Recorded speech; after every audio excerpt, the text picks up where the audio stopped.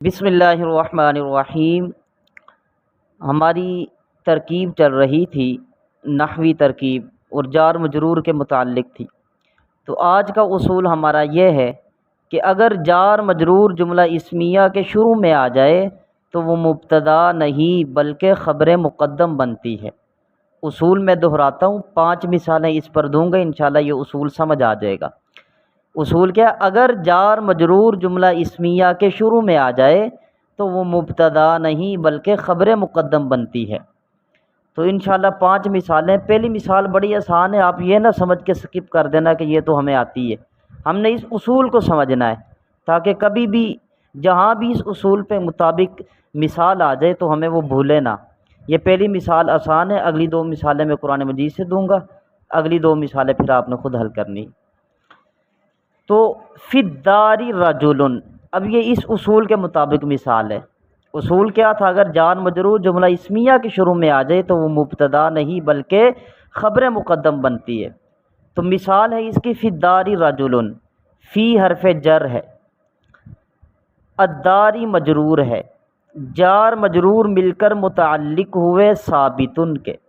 یہ ہم نے جار مجرور مل کر متعلق کیوں بنایا اور پھر ثابتن سے کیوں بنایا، اس کے متعلق پیچھے جو 2 ویڈیو گزری ہیں اسی کے متعلق ہے۔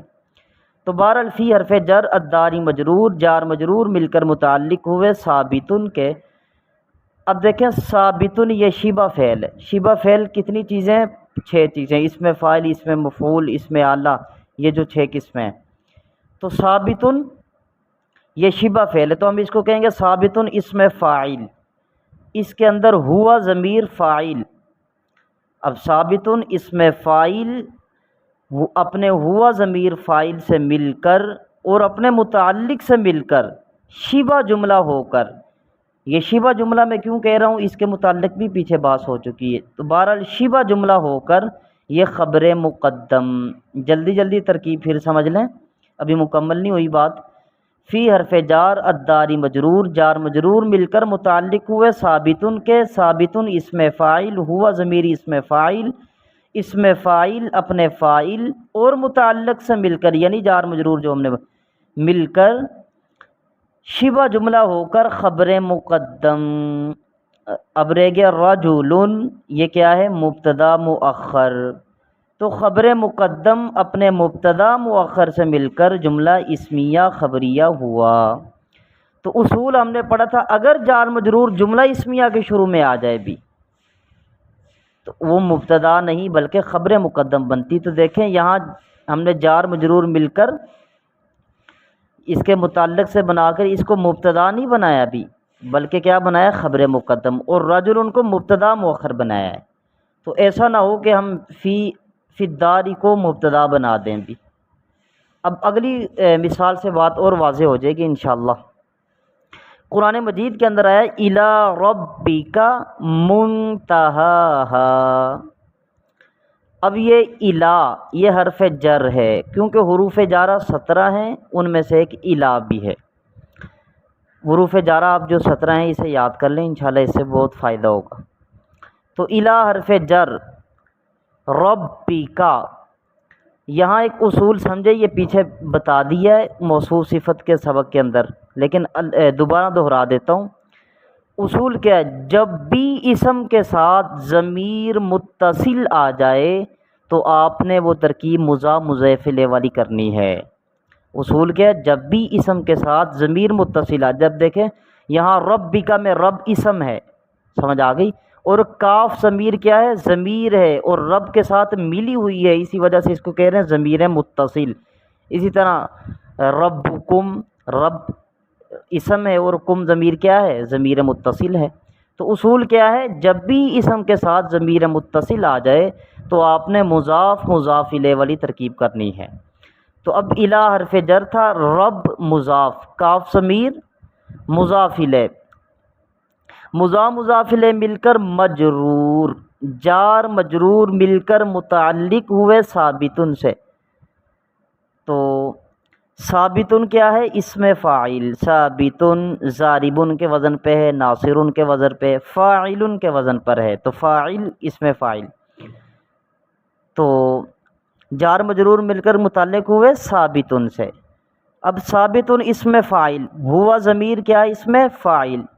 اسم فاعل اپنے فاعل اور متعلق سے مل کر شبہ جملہ ہو کر خبر مقدم، یہاں مبتدا نہیں ابھی بنانا، اصول ذہن میں رکھنا ہے۔ اصول ہم نے کیا پڑھا تھا؟ اگر جار مجرور جملہ اسمیہ کے شروع میں آ جائے تو مبتدا نہیں بنانا اس کو، بلکہ خبر مقدم بنانا ہے۔ اچھا جی، منتہا، منتہا یہ اسم مفعول ہے اور ہا ضمیر اس کے ساتھ متصل ہے، سمجھ آ گئی؟ ابھی ہم نے اصول پڑھا ہے، تو بہرحال منتہا اسم ہے، ہا ضمیر اس کے ساتھ کیا ہے؟ بالکل جڑی ہوئی ہے، متصل ہے۔ تو وہی اصول، جب بھی اسم کے ساتھ ضمیر متصل آ جائے تو ہمیشہ مضاف مضاف الیہ والی ترکیب کرنی ہے۔ تو یہاں منتہا مضاف، ہا ضمیر مضاف الیہ، اب مضاف مضاف الیہ مل کر کیا بنے گا؟ پیچھے خبر مقدم بنی، یہاں مبتدا مؤخر، مبتدا خبر مل کر جملہ اسمیہ خبریہ ہوا۔ اچھا جی، ترجمہ دیکھ لیں۔ فی الدار رجل،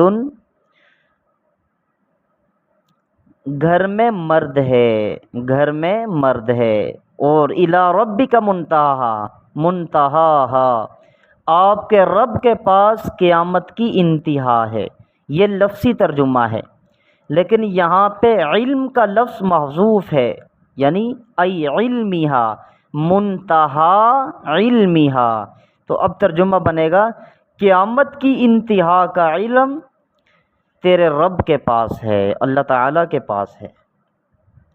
اور اسی طرح تیسری مثال سمجھیں بھی، لہم عذاب علیم، ترکیب وہی ہے، لام حرف جر ہے، ہم ضمیر مجرور ہے، جار مجرور مل کر متعلق ہوئے ثابتن کے، وہی بالکل ترکیب کرنی ہے اس کی بھی۔ اب اگلا اصول سمجھیں، یہاں عذاب علیم کی ترکیب کے متعلق یہ ترکیب آپ نے مکمل کرنی ہے، ابھی جار مجرور مل کر متعلق ہوئے ثابتن کے، آگے خود کریں، کمنٹس میں لکھتے ہیں بھی۔ اچھا، عذاب علیم، اصول ذہن میں رکھیں، جب بھی دو اسم ہوں، دونوں نکیرہ ہوں، دونوں نکیرہ یعنی نکرہ ہوں، تو آپس میں یہ موصوف صفت بنیں گے۔